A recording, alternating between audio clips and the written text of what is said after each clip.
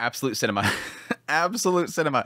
Episode 7 of Monogatari series Off in Monster Season was absolute cinema. My gosh, what an absolutely incredibly directed, the voice acting, the music, just the portrayal of everything there was absolutely top notch. Yes, I didn't cover episode 6.5, the little short, beautiful princess story, because it was just so short, and literally the whole story was mostly in that conversation with the witch and the whole curse and everything like that. But I kind of figured I would cover it here, and sure enough, it goes right into this episode, so we can talk about it now. But overall, really absolutely incredible stuff. I think what Shaft has been doing with this series, especially right here, has been absolutely phenomenal. Just munching on the head, and then later on, just exploding and wanting to, attack Shinobu, and just everything was great.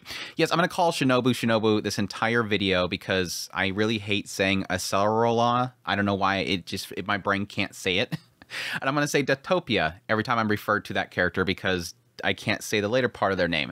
But anyways, let's just dive into it and get my discussion here. I'm all over the place with my mind, by the way, so hopefully this video is something that people can understand. But I'm a little bit hazy on a lot of the stuff around Shinobu's past, so I'm going to probably speculate on some stuff that maybe have already been answered. But yes, opening up this episode, or let's start off with the whole beautiful princess story. Because again, I think the most nugget of that is the fact that, yes, she's a beautiful princess. Everybody adored her. She wanted to be seen for more than just her looks or whatever. And then she has this curse or whatever. They say that it's a curse, but I'm not sure if it's going to end up being a curse. There's a side of me that almost wonder if it's going to be something about herself that she just doesn't realize that she's doing. Because typically Nichiyo-san likes to do that, where you think it's a curse or something like that, but it's something that they're doing. But yeah, this idea that her beauty has been made transparent so that it sees her heart and her soul, and then that causes everybody to pretty much lose it even more. They see how beautiful she is inside, and it makes them lose themselves. And that turns into pretty much everybody offering up their lives to her, and people dying because of her sake, and her traveling around, and everybody just dying. It's super tragic, and I almost wonder if that's part of why she sort of secludes herself later on. Now, granted, when the whole thing with Monogatari, it didn't seem like that, but especially later on, it really does feel like Shinobu's always kind of, secluding herself from the situation, which is actually really nice because you are seeing sort of that changing because, yeah, like here recently we had her confronting Nariko, and she's just coming out there and she's talking to her. It does seem like everything around Shinobu has changed a lot since this point. Right here, tragic things are happening. She's honestly trying to keep herself distant, and then later on, she just kind of is secluding herself. Now, I always assumed that she was secluding herself because of what happened with her minion, but I don't know if that's necessarily the case. It could be for Araragi especially, but I don't know. The other side of this whole thing is obviously the curse, or at least what she kind of projects on people that cause them to lose themselves. I do kind of wonder if that was sort of an influence, or was influencing everything that happened around Araragi when he first met Shinobu.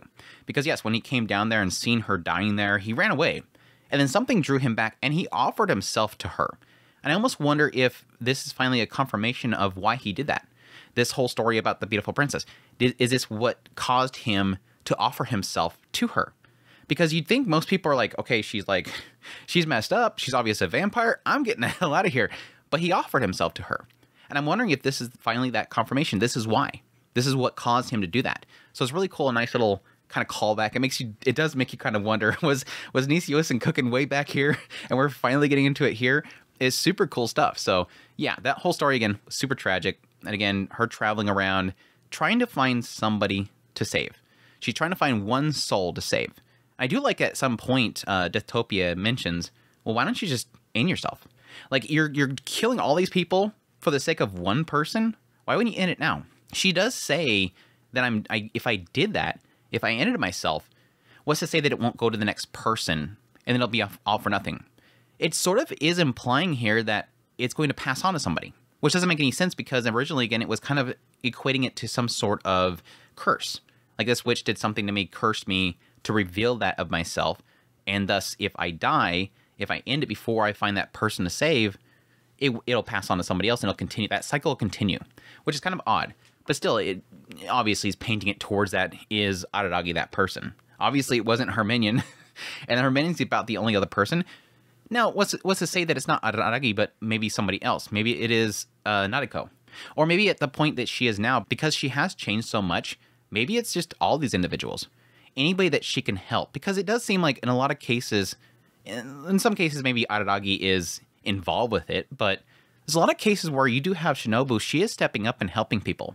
Like, I mean, it immediately comes to mind again, her trying to help Nariko with using her ability. It just happened here recently. And again, her trying to tell her that she is, you know, cute in a lot of ways. It maybe is her way of trying to help people even now. Super cool. Again, cool callbacks there. But anyways, let's get into the story proper, into episode 7. We're finally going to get into episode 7. But yeah, it was kind of interesting. They open up the episode with it seemingly as Deathopia talking about the situation with Shinobu. And then it opens up the idea, okay, here is Shinobu. I named them this. And again, it's this long name that I hate saying. But it was interesting because it had the spotlight on this doll that apparently is Shinobu. And then it goes over to Deathopia, spotlights on them. And they're there. And there's 2 more. I'm very curious why it only showed 2 of them. It kind of makes me wonder if this is going to be something that'll be reused for later on. Like, it starts off here as Shinobu, then the light goes on to Deathopia. Deathopia is telling the story, and then maybe in the following episodes, maybe Deathopia will be out of the picture, because I'm assuming Deathopia dies eventually. Maybe the spotlight will change over to another character, and they'll narrate the next part of the story, and maybe that's how they're going to play out this entire thing. We'll see. But yeah, it kind of starts out right in the presence of Shinobu, but the story does start with this idea of them waking up at some point. They died again, they starved, and that the entire city is dead. This beautiful princess, this story has happened here. She's in town, everybody is dead, so that's why we start. So that's the point which Deathopia goes out against their minions' wishes and goes out to find Shinobu, again, a Celeron, basically, but I'm going to call her Shinobu. And yes, on top of finding out what she's doing there, additionally, yes, at some point being triggered with this desire to consume. Now, it is interesting because she does mention later on that she does name Shinobu as Kiss Shots, Heart Under Blade, Asaron Orion, a Heart Under Blade, all that long stinking name, and that it's not a tasty name. And that there is an element here of not wanting to kill her, but simply wanting to consume her. And that there's a lot of emphasis on the idea that Deathopia does not like to consume something that they themselves do not kill. And so there is a strong desire that she herself wants to kill Shinobu in order to consume her. And it always seems like she's fine for a long time, but then at some point during their conversations, she keeps getting overcome with the desire to consume. And then whenever that happens, blackout, and then waking up, I died again. Oh yeah, you tried to kill me, and then you just ended your own life. There's like this desire to constantly be consuming, but it always triggers at some point, jumps at her, and then cut forward, and they died. It is an interesting aspect that they're almost seemingly pointing out this idea that there's a trigger point. That, yeah, most people, it seems like they do at some point are overcome with something and then they sacrifice themselves for this beautiful princess. But for Deathopia, it always seems like there's a trigger point. In one case, it's really touching. One case is where she's offering herself to Deathopia, and then boom, that trigger happens. It did kind of make me wonder if there is a trigger point for Shinobu. That it's not simply she's always exposed, but something has to happen. Either she has to show something or somebody has to seek it out. Because the assumption is that it's not gone. I mean, it could have been cured. I mean, it could be that this whole story leads to Deathopia realizing if I turn you into a vampire, you'll no longer have this curse. Maybe that's what the cure is. Or is it simply that at some point Shinobu figured out how to control it? And that's why currently, like when she goes again to see Nariko doesn't go crazy. So obviously she has figured out how to control it. Again, Araragi did offer himself up to Shinobu in order to save her, but it's not like he ended his own life at any point after that. Or maybe this fact that he is a vampire now that he never does. But again, she has seen all these individuals that are currently in the story, and they've never done that. So she either has to have been cured, or she figured out how to stop it. By the way, it was interesting that it's not always present with Deathopia. It just, at some point, something triggers to happen. But yeah, I like the fact that they replaced the symbolism of the heart with an apple. Starts consuming the apple. And again, the head was nasty as hell, dude. Wakes up and the head's there, takes it and just starts scarfing down. I'm getting flashbacks of like, a lot of these other brutal scenes they've had throughout the series, especially in Monogatari, was super gruesome. But yeah, it all leads to this point where, again, they talk about the idea of why don't she just end her own life rather than sacrificing all these lives to find one life, and the idea of, again, almost seemingly passing it on if she does die. To, yes, this idea of, well, just stay here where you have nobody to, worry about killing, and let's try to figure out your curse. But yes, she does acknowledge, and Deathopia confirms that, yes, there's another side to this. I'm also hoping to consume you. So there's a give and take here. But yeah, that at least them, her staying at their castle. And again, the assumptions that are here currently is that at some point, Deathtopia is possibly going to turn Shinobu into a vampire. This is going to be her birth as a vampire story. But how is that going to happen is the question mark. And again, I'm assuming what's going to happen is that Deathtopia possibly will say, hey, if I turned you into a vampire, you might be able to alleviate this curse, and that's going to lead to it. But the question mark is, how is Deathtopia going to be able to turn Shinobu into a vampire? The assumption here is, because I think it basically is what happened with Araragi, is that she had to bite Araragi. So in this lore of vampires, it's a bite. In a lot of lores, there could be simply as letting Shinobu consume some of Deathtopia's flesh, or it could be giving Shinobu some of her blood. There could be a lot of ways of turning into a vampire. It doesn't have to just be strictly biting, but if it is biting, how does she get past the curse in order to do that? And again, that might be figuring out how to turn that curse off, or simply, I don't know, maybe not see Shinobu as they bite.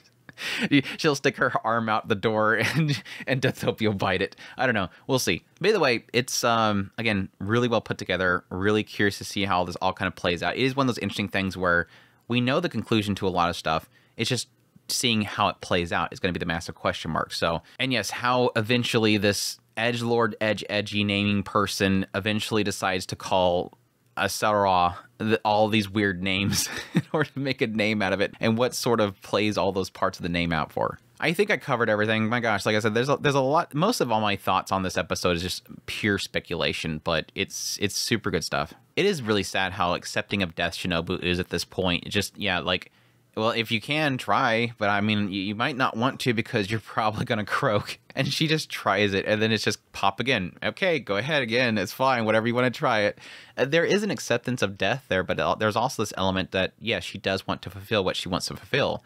That she's more concerned for the sake of Deathtopia. Again, she's just giving a warning to Deathtopia more so than, please don't kill me. It's, please, you're going to die. And again, I think that's a lot to do with how broken she is at this point, seeing so much death, and how that hasn't completely broken her yet, that she'd be willing to try to give a warning. Anyhow, we'll see how it goes. Again, the one that can't die versus the one that can't die. They both of them can't die, just not directly, I guess, is one of them. But anyhow, I hope you guys enjoyed this video. As always, if you did, hit that like button down below, comment, let me know what's the episode. Additionally, if you're new here, make sure to subscribe before you leave. If you like this content and you want to support the channel more, I have links in the description below. Greatly appreciate what it does. Until next time, y'all take care.